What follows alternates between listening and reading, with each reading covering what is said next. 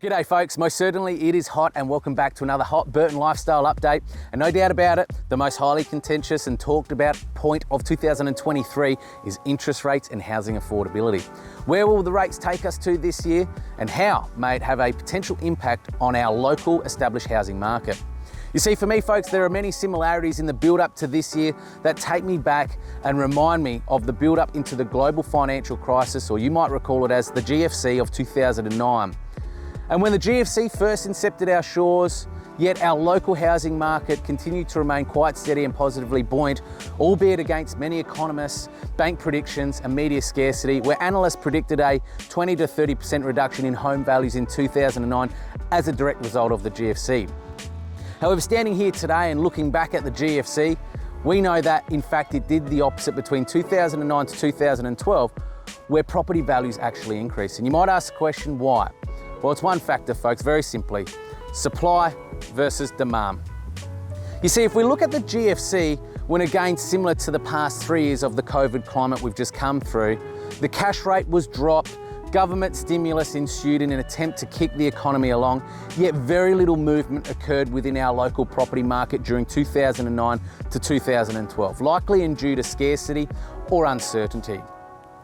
If we fast forward to today, and the COVID way of life that we're all accustomed to now, it has been like the GFC on steroids in terms of generational low interest rates ever experienced, government stimulus significantly influencing our country's net debt position by 2024, or a 34.2% of GDP at 981 billion debt, yet our local housing market keeps bucking the trend and going from strength to strength.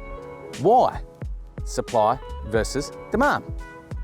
For example, folks, if we look at Burton right now, where we have only seen 2 new properties hit the market for sale since the tail end of November 2022, which in my 15 years of experience servicing our local Burton community and being Burton's #1 real estate is insane and unheard of, given that we typically experience in Burton a minimum of 5 to 7 sold transactions per month, which is telling me right now we are somewhere between 40 to 50% down on for sale property supply.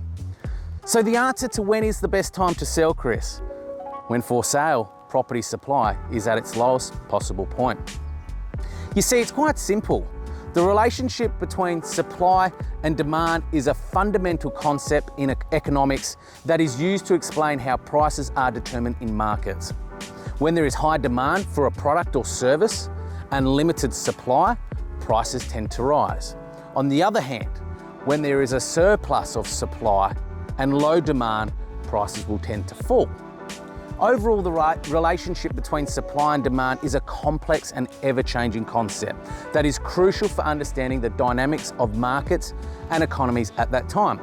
Hence, why having someone on the ground and local like myself can provide you with relevant information in the now market, so you can base best decision on what's best for you, not based on what's on forecasts, waiting to see what happens or predictions, but what is happening live at ground zero right now in our local property market. So what does this mean for the possible state of the housing market for 2023? Well, clearly there will be further increased rate rises that will follow. But just know that when a buyer and borrower is approved for a home loan, the banks and lenders don't approve the loan on the basis of the rate they are offering today. However, they will approve it on the basis that the rates will likely fluctuate and increase at some point and allow a higher serviceability rate as part of their approval.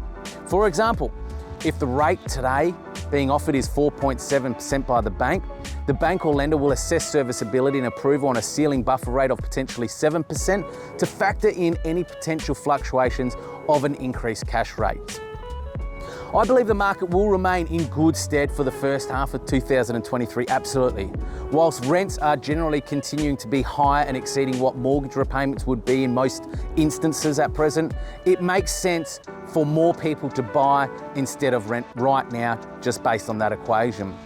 We are still experiencing strong demand from migrant and interstate buyers, irrespective of rate rises or not.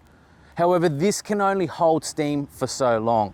And just like the GFC, where we saw the market remain quite solid between 2009 to 2012, And the real effects from the GFC on our local housing market was more so felt between 2012 to 2016, 3 to 6 years following the GFC, due to an increase in for sale supply, where the market came back between 5 to 10%, bringing things to a more level playing field for both buyers and sellers during that time. At this stage, we are not experiencing or seeing any mortgage distress sales, and this will likely not be determined or seen more so until the second half of the year as rates continue to rise. So far in 2023, folks, it's still a seller's market based on one principle: supply versus demand. Thank you for joining me on another episode. I'm Chris Jansen from eXp Realty, and until the next time, it's bye for now. Cheers, folks.